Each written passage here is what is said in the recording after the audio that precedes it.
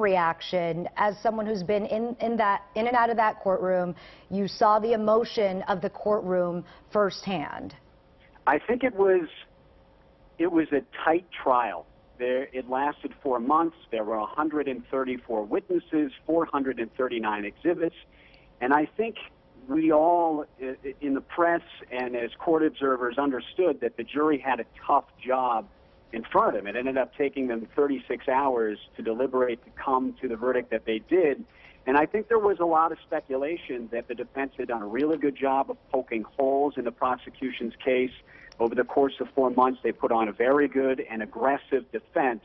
And there was some consideration put toward the possibility that maybe he would get a second-degree conviction and then get the 2 weapons charges, those were from the start pretty solid charges against him. So to hear the first-degree murder charge, and the interesting thing is that the jury had 2 options there.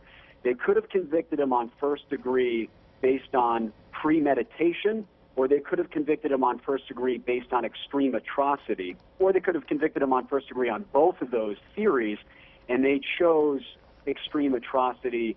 They didn't buy that there was premeditation, but Odin Lloyd had 6 gunshot wounds to him. He was left in that industrial park, and the jury opted for first degree based on extreme atrocity. And when that verdict was read, again, there was that outburst from both families. They sort of, from then on, quietly wept in their corners. And Hernandez, it was interesting, kept looking over at Shayana and at his mother, who were sitting in that row of the courtroom. And at one point, he mouthed to Shayana, "It's okay," and sort of gave a dismissive look toward the jury, of course, hinting toward an appeal here, which, again, is automatic in the state of Massachusetts on a first-degree murder conviction. Liam, would you say that his demeanor today, Aaron Hernandez's demeanor, was any different than it's been throughout this trial? We saw him standing initially as the verdict was read and then ultimately sitting down. He's been very confident. He has a certain swagger to him when he comes into the courtroom. He flashes a smile. He talks with Shayana. He talks with the court officers. And he's been very loose throughout this thing. And it's hard to tell if that's for show, if that's for the cameras, or if he really felt that confident. But when you saw him take that seat when that murder charge was read, I think potentially the weight came out from underneath him, because that first-degree murder conviction, who knows if he was expecting it. Certainly the confidence level that he had would have indicated that it was somewhat of a surprise to him. And he did appear to be, a lot of people would say, confident looking throughout this trial, almost as if it was a shock to Aaron Hernandez as well as Shayana Jenkins and her mother, judging by the gasps in the courtroom and, like you said, a mild outburst there in the courtroom, that this was not something that they expected. And the jury really went one extreme, convicting Aaron Hernandez of murder, finding him guilty by reason of extreme atrocity or cruelty.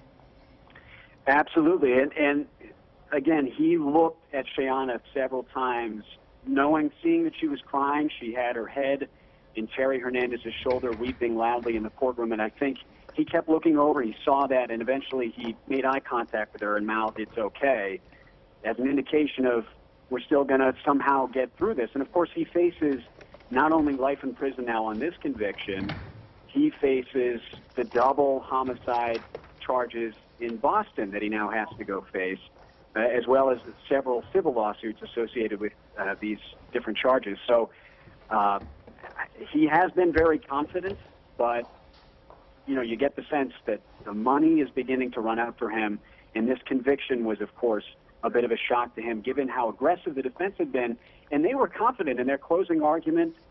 They even, conceded the fact that, yeah, he was at the murder scene and potentially he witnessed something, but he's a young guy. He did a few things afterwards that weren't exactly exemplary, but he's not a murderer. And I think they felt, in making that admission, they were very confident that they could sort of cede that ground to the jury and avoid the first-degree murder charge.